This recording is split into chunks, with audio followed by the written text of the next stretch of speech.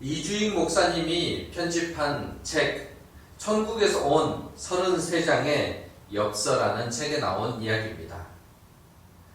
재산이 많은 한 남자가 있었습니다. 그가 신문에 하루는 이런 광고를 냈습니다. 자기 생활에 진실로 만족하고 행복한 것을 증명할 수 있는 사람에게는 누구든지 100만 달러를 주겠습니다. 이 광고가 나간 후에 너무나 많은 사람들이 몰려와서 이 재산가 앞에서 자기의 행복한 것을 소개했습니다. 어떤 젊은 남자는 자신의 직업에 만족한다고 말했습니다.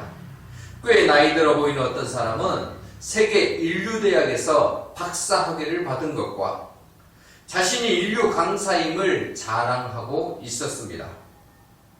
어떤 여인은 얼마 전 정말로 사랑하는 남자를 만났는데 다음 달에 그와 결혼하기로 했다는 것입니다. 그래서 나는 정말 행복합니다. 저마다 행복한 미소를 지으며 행복한 자기의 삶들을 이것저것 이 재산가에게 설명을 해 주었습니다. 그런데 이 재산가는 아무에게도 100만 달러를 주지 않았습니다. 재산가가 원하는 답변은 이런 것이었습니다. 내가 정말로 행복한데 당신 돈 100만 달러가 내게 무엇 필요하겠소? 당신 돈 없어도 나는 충분히 행복합니다. 이런 말을 하는 자에게 100만 달러를 주려고 했던 것입니다. 우리는 우리 삶에 만족하고 있습니까? 내 삶에 유익이 되는 것은 어떤 것들이 있습니까? 하나님께서 내게 필요한 많은 것들을 주셨는데 그것에 만족하고 계십니까? 혹시 내 손에 하나님께서 주어주신 것들이 있음에도 불구하고 그것은 제껴놓고 다른 어떤 것을 얻기 위해 부단한 노력을 하고 있는 것은 아닙니까? 하나님께서는 우리 모두에게 만족할 만한 것들을 제공해 주십니다. 사람마다 개인차가 있고 양적인 차이가 있을지언정 하나님께서 우리에게 주시는 모든 것들에 질적인 차이는 없습니다. 그런 면에서 시편 90편의 저자인 모세의 삶은 하나님께서 주신 최고의 질적인 것을 누리고 산 사람입니다. 모세는 어떻게 해서 하나님께서 주신 복을 이렇게 누리고 살았을까요? 한마디로 인생의 주인을 제대로 모셨기 때문입니다. 인생의 주인을 내가 아닌 하나님으로 바꿔서 살았기 때문입니다. 모세는 120세 인생을 살았습니다. 모세의 이 120세 인생을 일반적으로 세 부분으로 나눕니다. 애굽에서 왕자로 살았던 40년, 미디안 광야에서 목자로 살았던 40년, 그리고 광야에서 지도자로 살았던 40년. 맞습니다. 그런데 저는 모세의 인생을 두 부분으로 나누고 싶습니다. 80세를 전후로. 당시 최고의 나라 애굽에서 왕자로 지도자 교육을 받았던 모세는 남부러울 것이 없었습니다. 남보다 좋은 환경에서 자신의 능력 또한 탁월해서 촉망받는 지도자였습니다. 여기에 그는 히브리 민족이라는 자부심까지 있었습니다. 이런 모든 것이 합쳐져서 모세는 자기가 모든 것을 다 할 수 있는 사람으로 여겨졌을 것입니다. 그러나 고통받는 자신의 동족을 보고 도왔습니다. 결과는 살인자라는 낙인이 찍혔고 도망자가 되었습니다. 미디안 광야로 도망을 간 모세는 그곳에서 양을 치며 살았습니다. 이 시기 모세는 그랬을지 모릅니다. 나 같은 사람을, 나 같은 인재를 세상이 몰라준다고.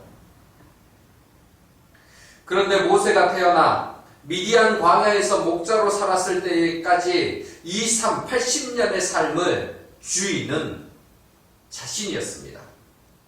내가 무엇을 할 수 있다고 여겼을 때 그때가 80세까지 목자로 미디안에서 살았던 그때입니다.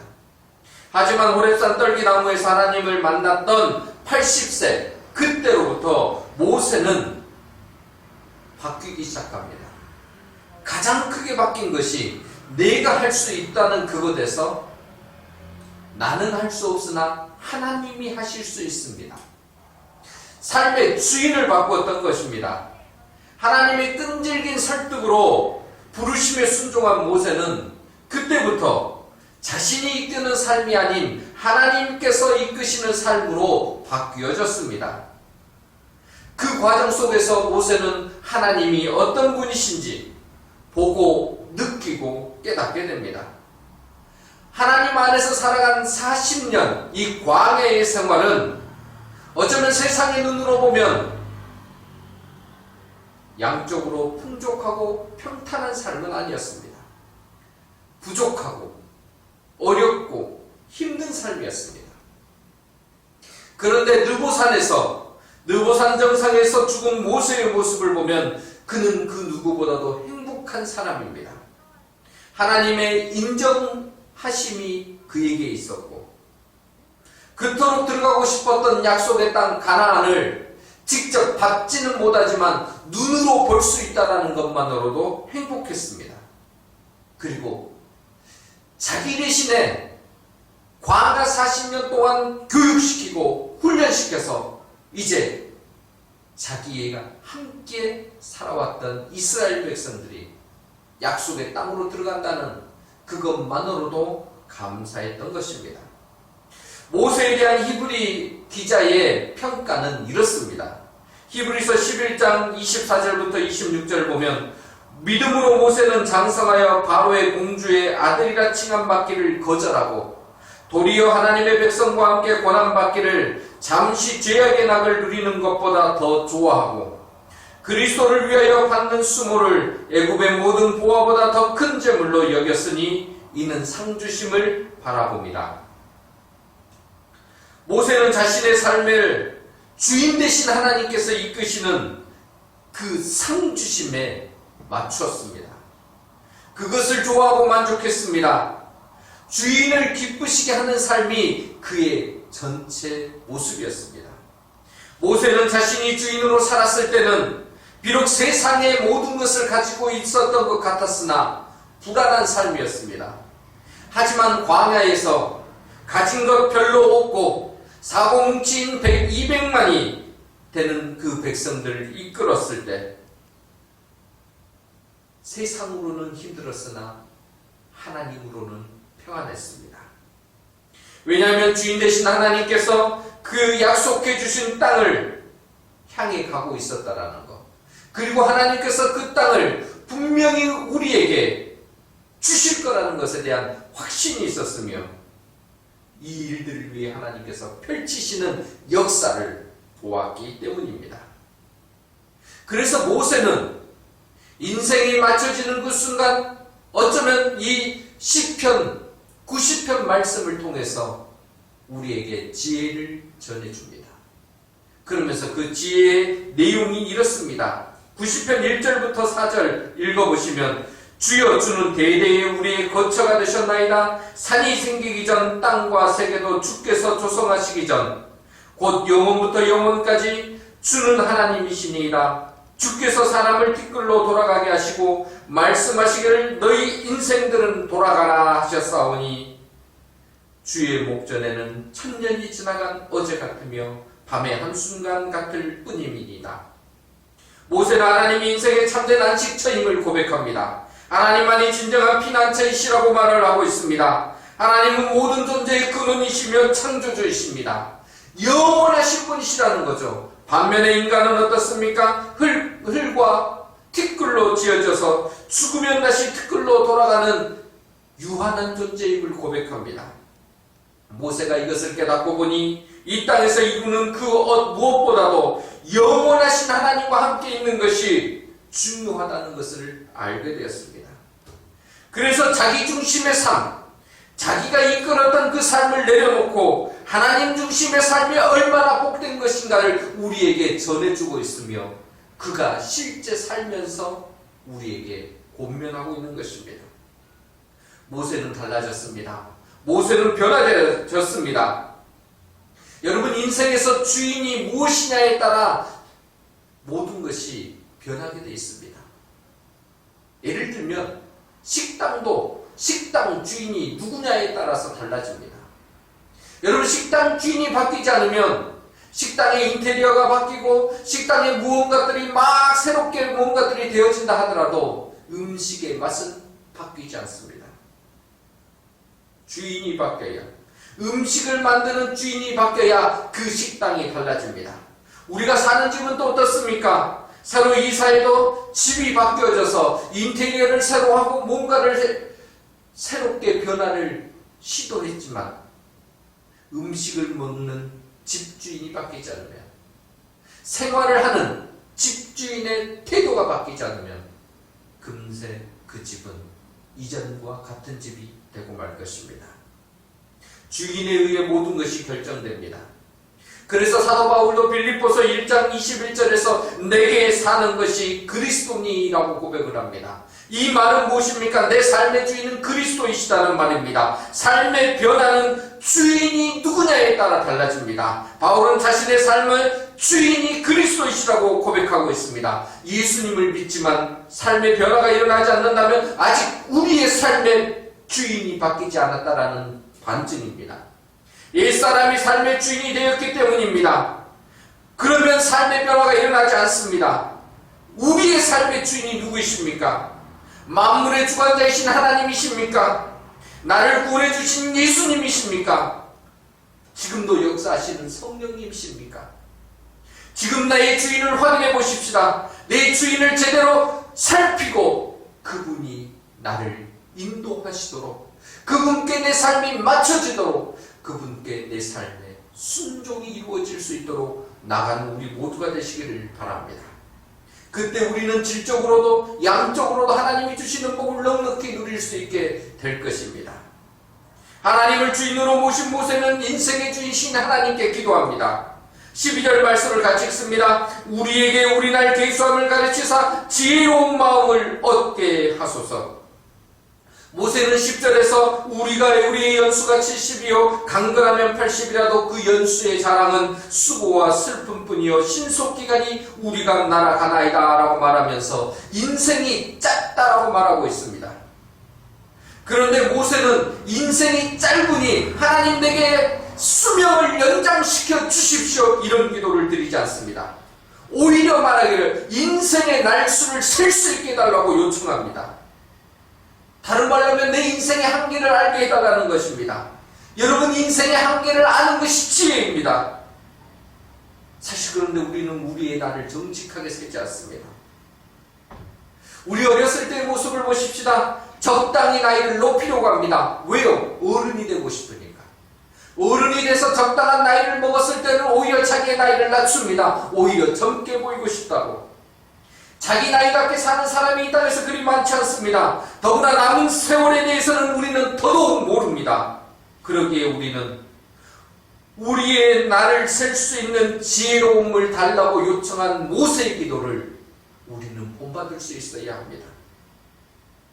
우리의 날에 대한 정확한 지혜, 우리에게 남겨져 있는 이 날에 대한 정확한 지혜를 알고 있을 때 우리 삶이 달라집니다.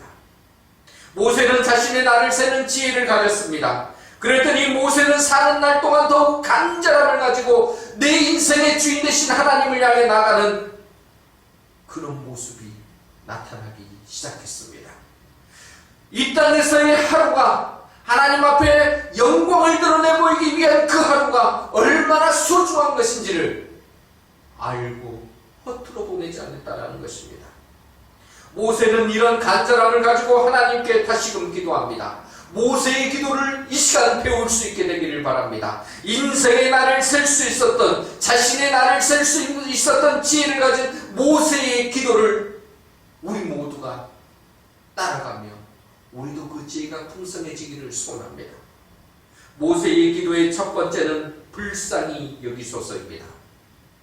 13절 말씀 같이 읽습니다. 여호와여 돌아오소서. 언제까지니까 주의 종들을 불쌍히 여기소서. 우리를 불쌍히 여기소서. 매우 중요한 고백입니다. 여러분, 이 나를 불쌍히 여겨주십시오라는 이 고백 안에는 무엇이 담겨 있습니까? 나는 소망이 없습니다. 나는 할 수 있는 것이 없습니다. 나는 절망적입니다. 라는 그 고백이 그 안에 담겨져 있는 것입니다. 그런데 이 고백은 아무나 할 수 있는 것이 아닙니다. 나를 살펴본 자, 내 상황을 확인한 자, 내가 어떤 존재인지를 깨달은 자만이 할 수 있습니다. 자기가 연약한 존재임을 아는 사람. 우리는 우리 자신을 정직하게 인정하지 않습니다. 우리가 이 정직하게 인정하지 않는 우리의 모습 때문에 오히려 하나님께 나가지 않는 우리를 발견하게 됩니다. 우리는 버틸 때까지 버티려고 합니다. 아니, 무언가 내 손에 무언가 하나만 쥐어주고 있어도 하나님께 나가지 않는 어리석은 사람들이 우리입니다. 내 자랑과 내 의가 조금만이라도 있어도 그것만을 드러내기 위해 사는 사람들입니다. 그런데 나를 불쌍히 여기소서라는 고백을 하는 사람은 정말 정직한 사람입니다. 자신의 전적인 무능을 알고 호소하는 사람입니다. 내가 할 수 있는 것이 없으니 나를 도와주십시오라고 외치는 자의 고백입니다. 그런데 여기에 놀라운 반전이 있습니다. 나를 불쌍히 여겨달라고 고백하는 자에게 하나님께서는 나타나셔서 역사하십니다. 모세는 인생의 난을 세보니 자신만큼 연약하고 불쌍한 자가 없음을 깨달았습니다.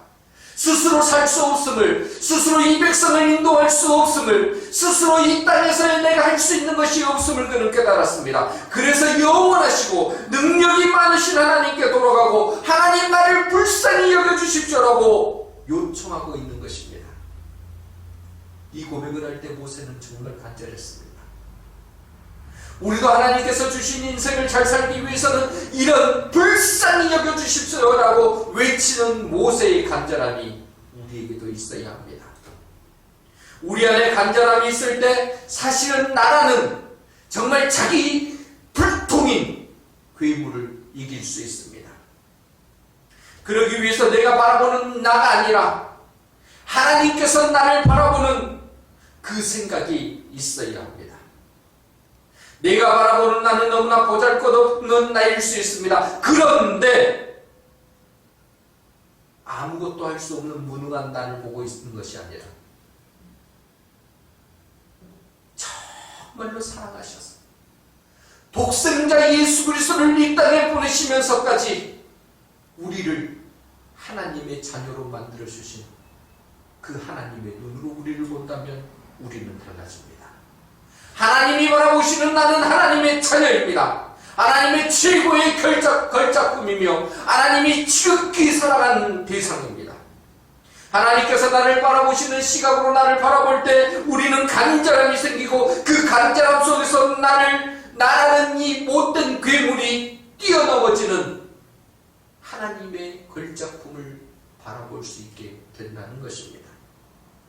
모세는 이 간절함으로 나를 불쌍히 여겨주십시오, 우리를 불쌍히 여겨달라고, 그래서 하나님께로 돌아가겠다라는 의지를 드러내고 있는 것입니다. 우리는 하나님을 향한 간절함을 회복해야 합니다. 간절함으로 하나님 앞에 예배를 드려야 합니다. 코로나19로 인해서 우리는 함께 모여드리는 예배에 대한 간절함이 생겼습니다. 여러분, 흐트러진 마음들 다시 한번 다잡고 하나님 앞에 온전한 예배를 드리기 위한 간절함이 생겨나기를 바랍니다. 또 우리는 간절함으로 찬양해야 합니다. 단순히 입을 벌리는 그런 찬양이 아니라 우리의 심령을 다해서 드리는 찬양을 드려야 합니다. 우리는 간절함으로 하나님의 말씀을 받아야 합니다. 내게 주시는 말씀, 이 일생 가운데 내 삶을 변화시킬 수 있는 말씀이 여기에 있는구나라고 이 말씀을 간절하게 받아야 합니다. 우리는 또한 간절함으로 기도해야 합니다. 이렇게 간절함으로 드리는 예배와 찬양과 말씀과 기도 가운데서 우리는 하나님이 보여주시는 기적의 은혜를 누릴 수 있게 되는 것입니다. 그래서 이 모든 것을 가져오는 통로인 나를 불쌍히 여겨주십시오. 우리를 불쌍히 여겨달라고 모세는 간절히 기도하고 있는 것입니다. 자신의 날을 세는 지혜를 가진 모세의 두 번째 기도는 기쁘게 하소서입니다. 14절과 15절 말씀 같이 읽습니다. 아침에 주의 인자하심이 우리를 만족하게 하사 우리를 일생 동안 즐겁고 기쁘게 하소서. 우리를 괴롭게 하시는 날수대로와 우리가 화를 당한 연수대로 우리를 기쁘게 하소서. 우리의 삶은 고통입니다. 사실 우리가 사는 삶에서 고통을 뺀다면 무엇이 남을까 싶을 정도로 우리는 고통이 많습니다. 고통을 겪는다는 거 특별한 게 아닙니다. 보편적인 것입니다. 물론 고통당하는 사람은 그것이 특별하다고 말을 합니다마는 여러분 모두 다 그런 고통을 갖고 있습니다.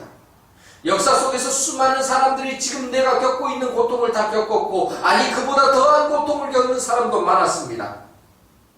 그래서 우리가 그 겪는 것은 특별한 게 아니라 일반적이고 보편적인 것입니다. 하지만 보편적인 고통이라 할지라도 당하는 사람 입장에서는 너무나 아픕니다. 그래서 우리는 말을 합니다. 고통을 겪을 때에도 그냥 견뎌, 세월이 약이야 라는 말을 하는데, 사실 저는 이 말이 지혜로운 말은 아니라고 생각합니다. 물론 고통을 견뎌야 합니다. 그런데 그냥 견뎌서는 안 됩니다. 그냥 견디면 마음에 상처가 생기고 한이 맺히기 시작합니다. 우리는 고통을 그냥 견디는 것이 아니라 고통을 가지고 하나님께로 나가야 합니다. 고통을 다루시는 하나님의 해석을 들을 수 있어야 합니다. 고통 가운데서 새로운 일을 행하시는 하나님을 만나야 합니다. 이것이 믿음의 삶입니다. 고통이 하나님의 손에서 다루어지면 달라집니다. 창세기에서 요셉은 말을 합니다. 당신들은 나를 헤아려하였고 나를 버렸으나 하나님은 그것을 선으로 바꾸셨습니다. 하나님은 선하신 분이십니다. 우리의 고통이 하나님의 선하심 가운데서 다루어질 때 하나님은 우리의 고통을 작품으로 만들어 주십니다. 하나님의 손에서 우리의 고통이 다루어질 때 고통은 저주가 아니라 새로운 창조물이 되어집니다. 우리가 고통을 통과하지 않을 때 정말로 멋진 작품, 멋진 인생이 만들어지지 않는다는 걸 아시기 바랍니다. 이스라엘이 광야의 시간을, 광야의 그 고통을 거치지 않았다면 약속의 땅 가나안에 어떻게 들어갈 수 있었겠습니까? 그들이 광야라는 고통을 견디면서 그곳에서 하나님의 백성으로 훈련받았기에 가나안 땅이라는 약속의 땅을 거둘 수 있었습니다. 이것을 알고 있는 모세는 지금 하나님께서 괴롭게 하신 날수대로와 화를 당한 연수대로 우리를 기쁘게 해달라고 요청하고 있는 것입니다. 우리가 지나왔던 이 고통의 시간들이 이제 변화되어서 하나님이 주시는 복된 시간으로, 우리를 기쁘시게 하는 그 시간으로 바뀌어질 거라는 확신이 있기에 하나님 이것을 기쁘게 도와주십시오 라고 요청하는 것입니다. 하나님 안에서 다루어지지 않는 고통은 한 맺힘으로 끝납니다. 고통 자체로 사라져버리는 것이면 의미 없는 일들입니다. 그러나 우리는 하나님 안에서 고통의 과정을 거치면서 기뻐할 수 있습니다.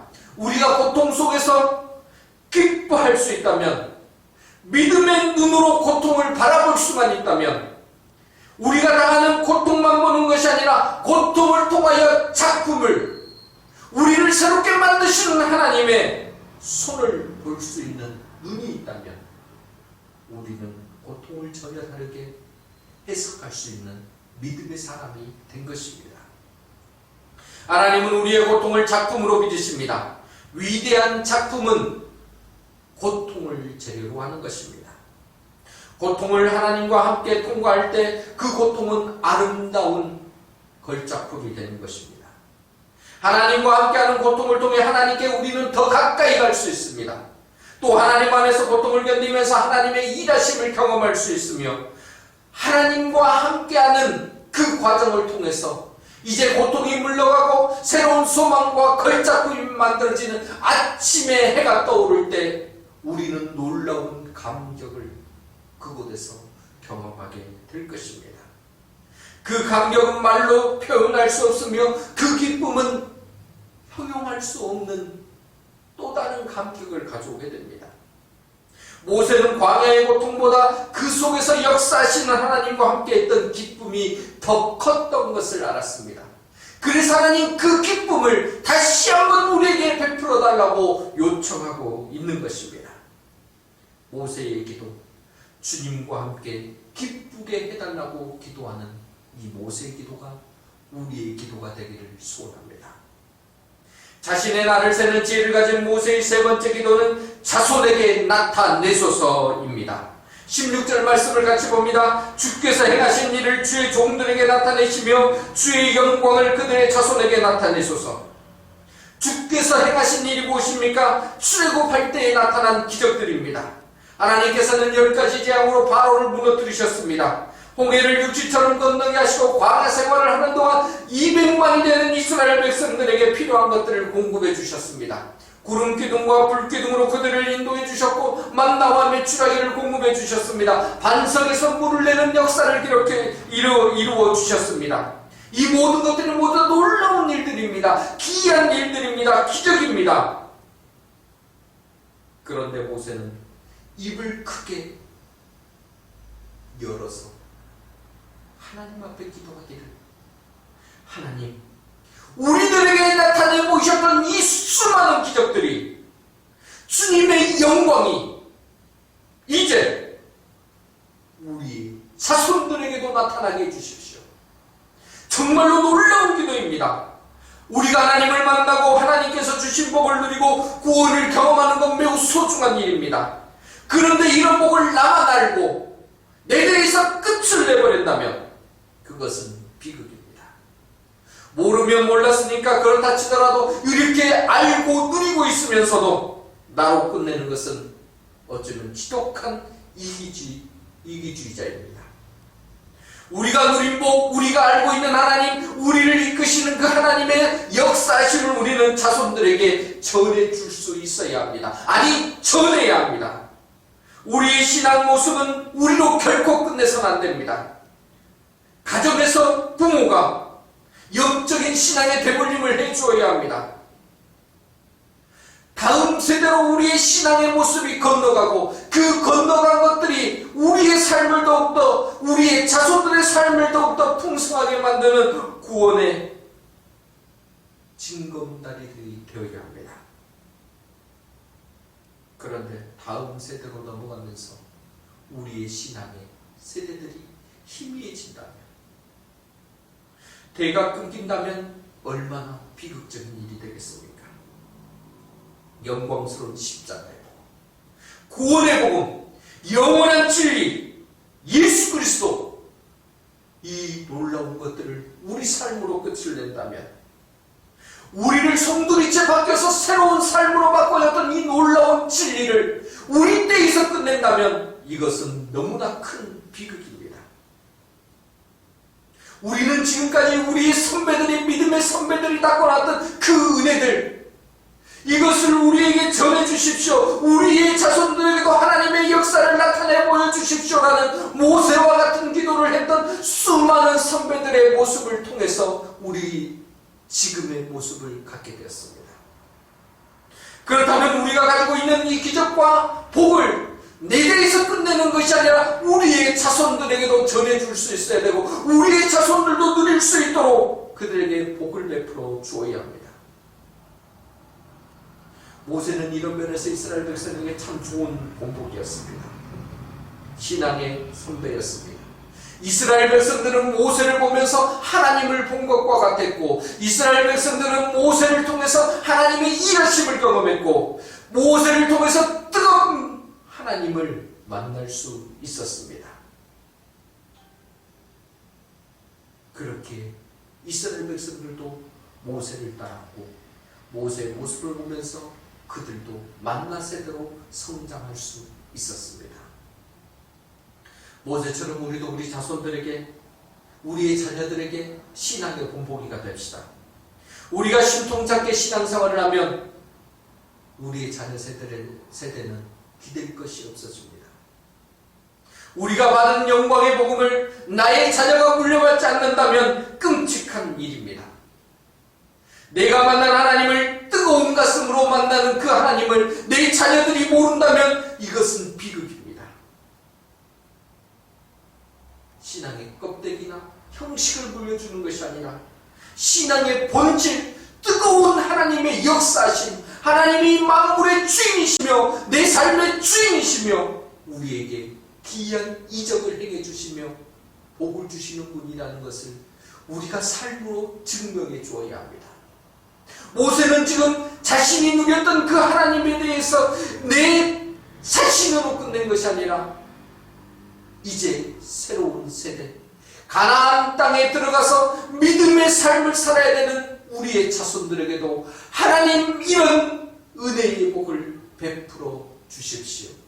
하나님이 은혜를 나타내 주십시오. 내 자손들에게 나타내 주십시오라는 놀라운 기도를 하고 있는 것입니다. 우리는 보다 적극적인 신앙의 삶을, 믿음의 삶을 살면서 이제 우리의 자녀들에게, 우리의 자손들에게 보여줄 신앙의 유산을 만들어가 보십시다. 모세처럼. 그래서 우리도 우리의 자녀 손들에게 하나님의 영광을 나타내 보여주십시오.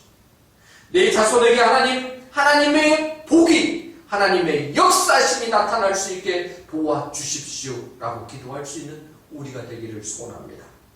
사랑하는 성도 여러분, 모세는 하나님을 주인으로 모시고 나서 자신의 날들을 세는 지혜를 가졌습니다. 그러면서 하나님께 간절함으로 불쌍히 여겨달라는 기도를 했습니다. 인생의 고통을 통해 하나님께 가까이 가고 하나님의 사람으로 빚어져가는 기쁨을 달라고 기도했습니다.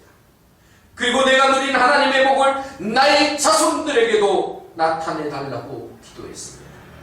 이런 모세의 기도가, 인생의 날을 셀 수 있는 지혜를 가진 모세의 기도가 곧 우리의 기도가 되기를 소원합니다. 그리고 이런 기도가 우리의 삶에서 견고하게 응답되어지고 세워지는 터전이 되기를 간절히 소원합니다. 17절 말씀을 읽고 말씀을 마치겠습니다. 주 우리 하나님의 은총을 우리에게 내리게 하사 우리의 손이 행한 일을 우리에게 견고하게 하소서. 우리의 손이 행한 일을 견고하게 하소서. 하나님이 행하시고 우리가 누린 복이 우리 이 땅에서 더욱 견고해지는 복을 누리는 우리 모두가 되기를 소원합니다. 거룩하신 아버지 하나님, 우리에게 베풀어 주신 수많은 일들 가운데에 우리의 인생의 날수를 셀 수 있는 지혜가 있게 하여 주옵시고, 그 날수들을 셈으로 말미암아 하루하루가 간절해지고 우리의 덧없는 인생이 아니라 복된 인생으로 만들어가기 위한 하루하루의 모습이 더욱더 풍성해질 수 있게 도와주옵소서.